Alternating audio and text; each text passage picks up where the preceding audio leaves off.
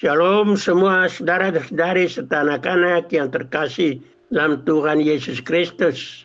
Selamat bertemu kembali.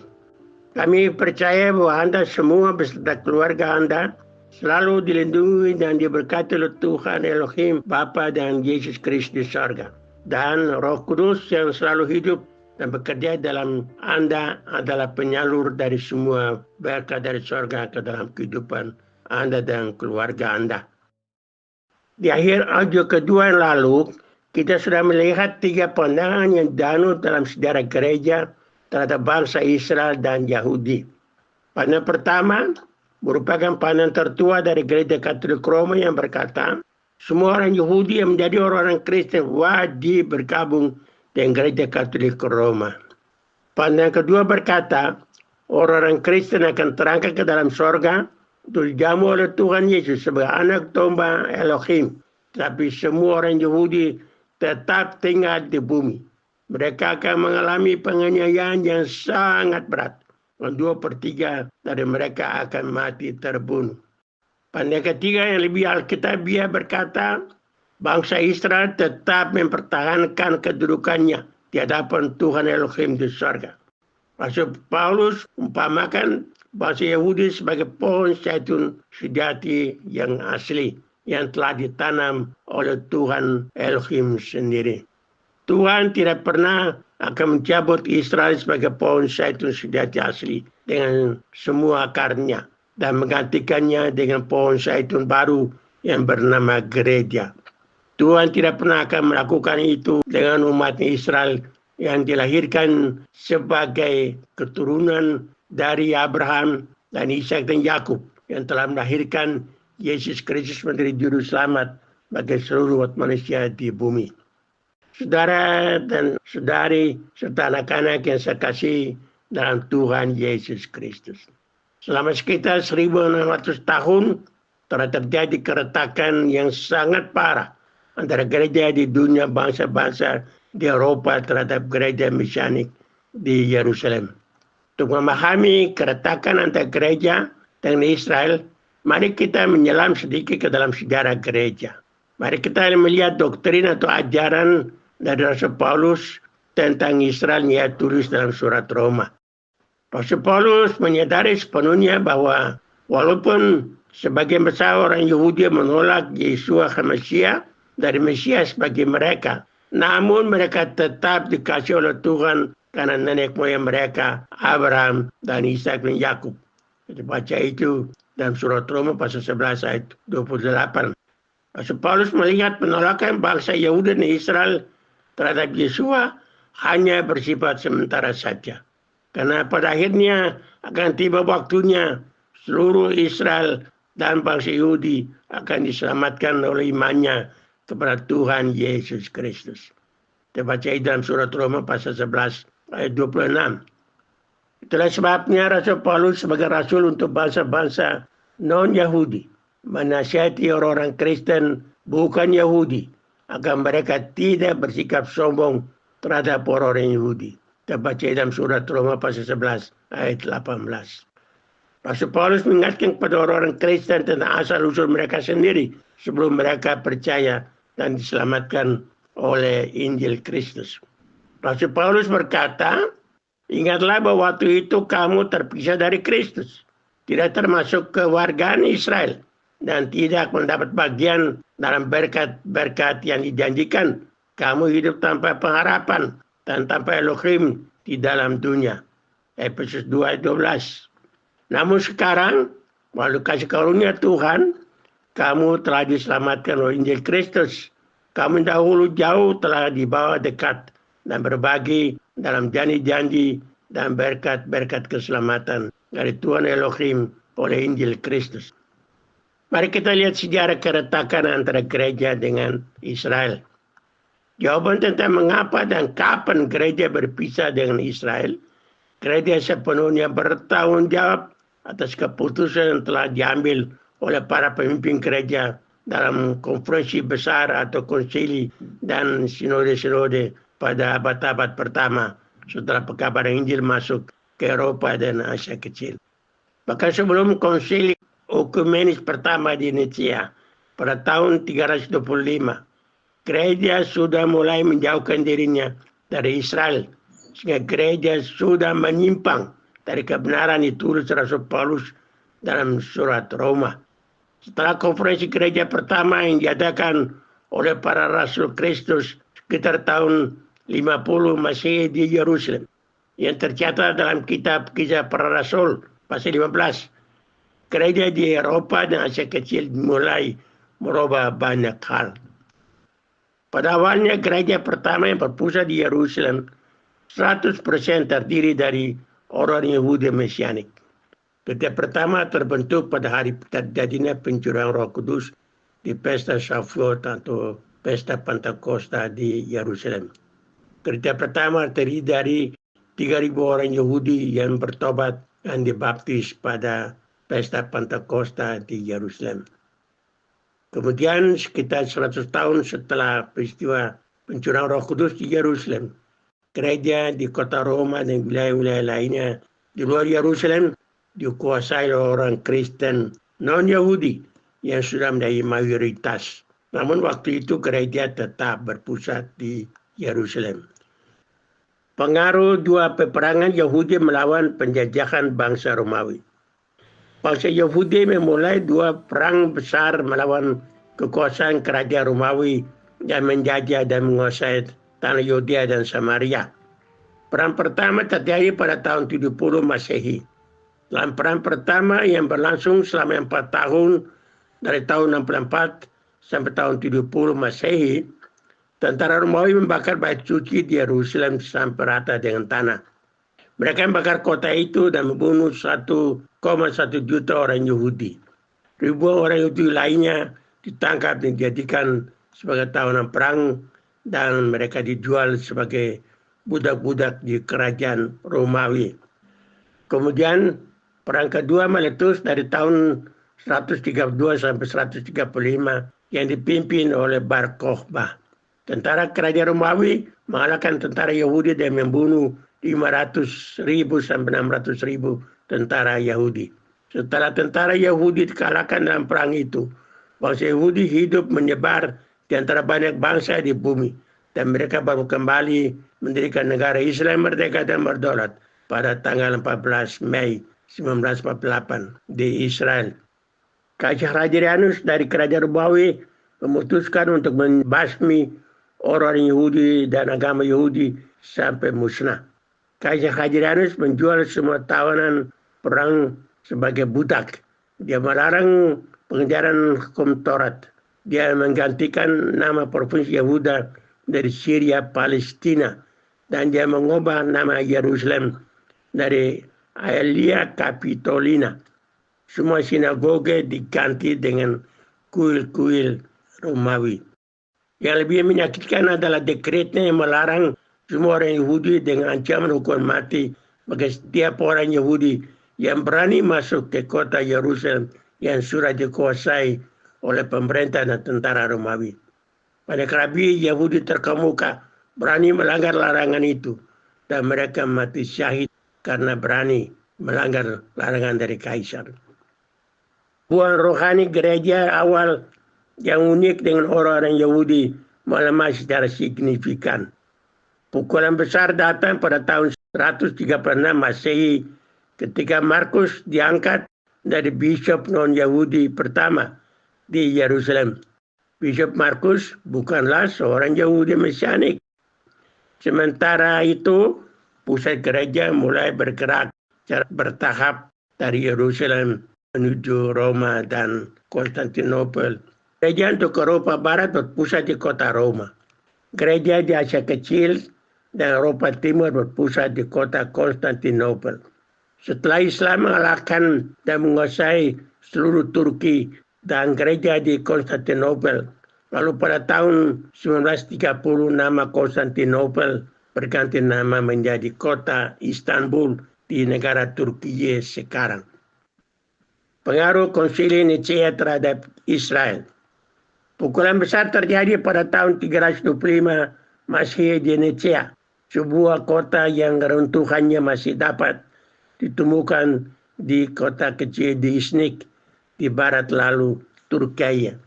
Tempat ini menjadi tempat konsili atau konferensi besar gereja yang bisa dibilang paling berpengaruh dalam sejarah gereja. Konsili Nicea penting karena banyak alasan.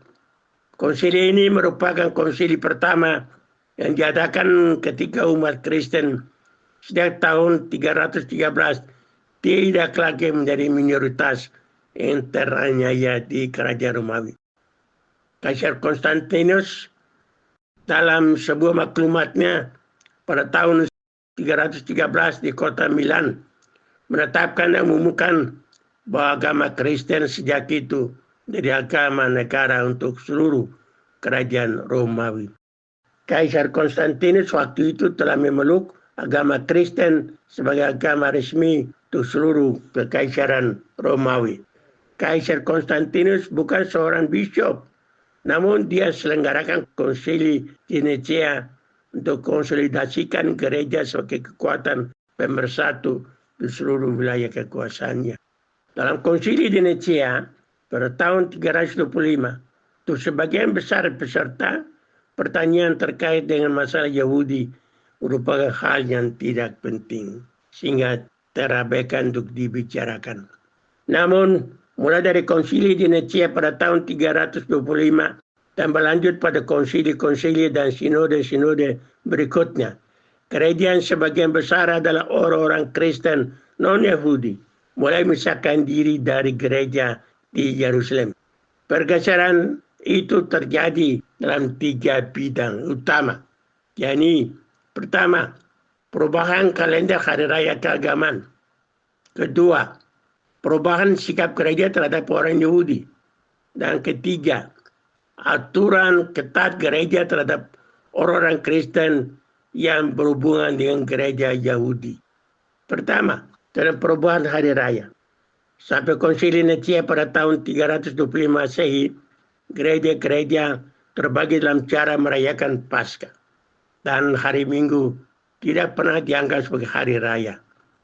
Gereja di Roma dan di wilayah barat lainnya memutuskan untuk menghubungkan perayaan Paskah dengan kisah Alkitab tentang kebangkitan Kristus pada hari pertama minggu itu, dan menggunakan kalender Julian dan bukan lagi kalender Ibrani.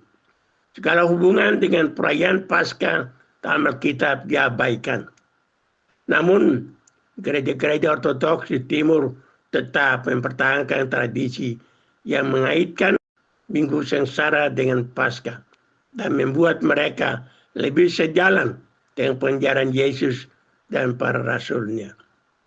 Namun di Nicea, Kaisar Konstantinus menuntut kalender Kristen yang terpadu untuk seluruh kekaisarannya.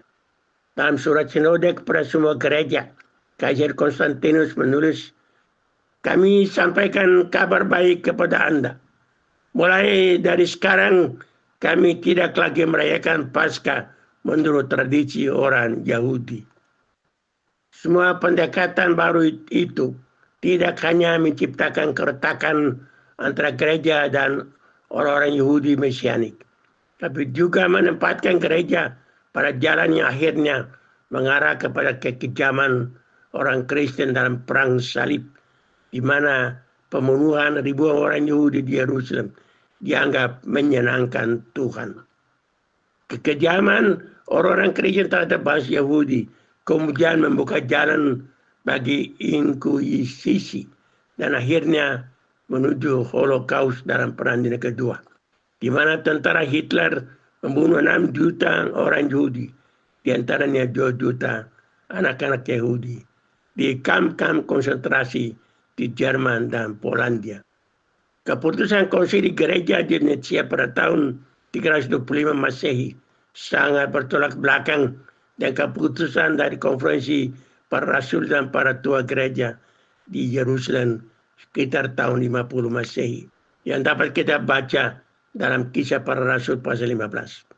Dalam konferensi para rasul Kristus di Yerusalem, para rasul Kristus justru menyambut dan merangkul orang-orang percaya non-Yahudi, serta tidak mewajibkan orang-orang Kristen untuk menaati 613 perintah dan aturan hukum Taurat. dalam konferensi gereja pada tahun 325 di Nicea dan di konsili-konsili dan sinode-sinode gereja selanjutnya. Gereja tanpa malu-malu menolak orang Yahudi dari semua kehidupan gereja, dan gereja menumbuhkan kebenciannya terhadap bangsa Yahudi dan Israel selama generasi-generasi berikutnya. Hanya beberapa gerakan Kristen seperti kebangkitan Waldense di Italia dan kaum Puritan di Inggris yang berani menentang sikap permusuhan dari gereja terhadap orang Yahudi. Keajaiban zaman modern. Setelah 1800 tahun, pada tanggal 14 Mei 1948, bangsa Yahudi proklamirkan kemerdekaan Israel menjadi negara Israel yang merdeka dan berdaulat di atas tanah airnya Israel. Sekarang negara Israel modern bernama negara Israel dan penduduknya bernama bangsa Yahudi.